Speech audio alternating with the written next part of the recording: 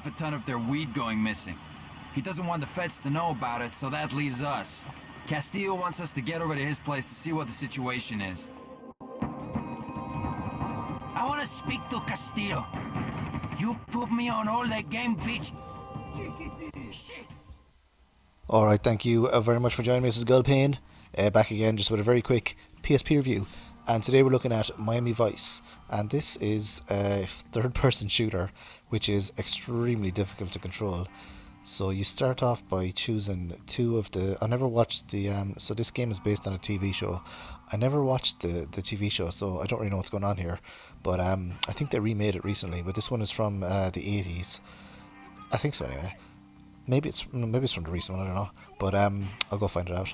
But this one is a third-person shooter. In the style, well, I want to say Resident Evil 4. But the mechanics in this are quite poor. It does really suffer from not having a right analog stick on the PSP, which a lot of the PSP shooters suffer from. Most of the time, it doesn't really matter on the PSP because a lot of the games they're not in third person, or they don't require the use of a camera. But this game and another game like Assassin's Creed Bloodline really becomes difficult to play. I don't know why they didn't put a second sort of a analog button on the PSP, because you know they kind of figured it out during the PlayStation 1's life that you needed a camera control and a person control, but the PSP doesn't have it. You end up using like the shoulder buttons to work the camera, and this one I didn't even try and work the camera because it seems to stick behind the person and then the character, and then when you kind of move around to shoot, well, you don't move and shoot. You do the old Resident Evil 4, stay in the middle of the screen, or Resident Evil 5, and then you control the shooting. So you kind of stand there while they shoot you. But I'm sure like seasoned veterans of this game could have performed much better.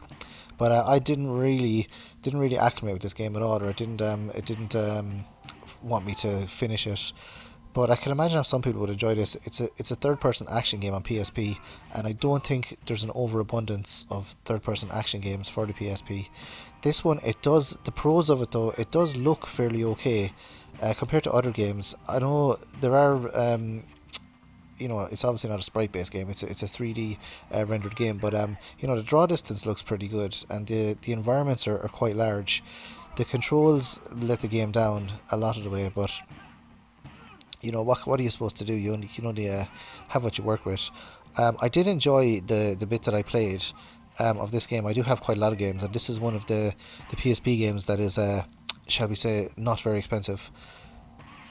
So these sort of games, well, not these sort of games, but the third-person action games on PSP, I just find myself wanting to constantly control the camera. But oh well, what can you do?